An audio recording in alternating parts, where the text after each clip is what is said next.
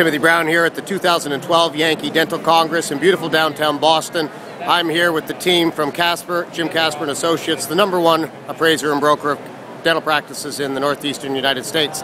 Sarah Lynch is the principal of the firm. Her father founded it back in 1974.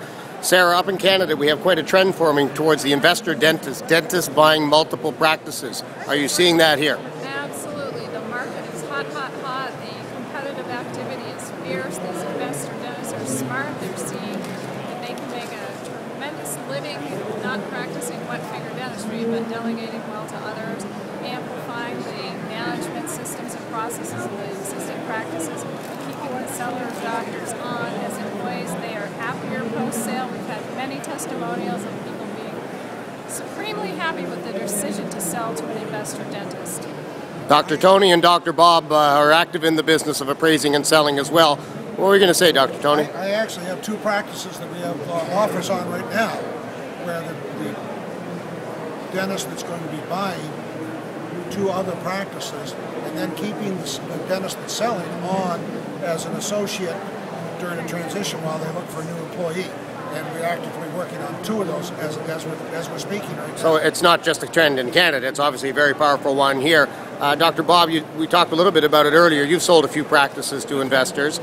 Your sellers, are they happy with the decision? Yes. And the buyers are thriving and paying their bills and their loans? Not anything that's failing at all. It's going all.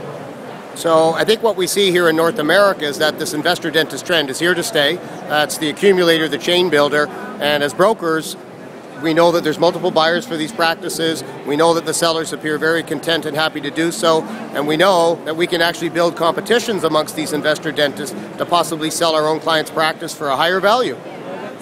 What they're doing is they're sometimes bringing the seller dentist back in as an associate and paying them as much as 40% commission, and the dentists now have the retirement income from the sale of the practice plus an ongoing income. And they still have a job. So it's kind of cake and eat it too. Sell your practice and keep your job. And many of the practices that we had, the overhead was 50 to 60% already, and these dentists are going to be netting 40% on their production without the involvement of management. So there you have it, folks. The investor dentist trend is alive and well in the northeastern United States. I'm Timothy Brown at the 2012 Yankee Dental Congress here in Boston, and thank you, Dr. Bob, Dr. Tony, and Sarah Lynch of Jim Kasper and Associates.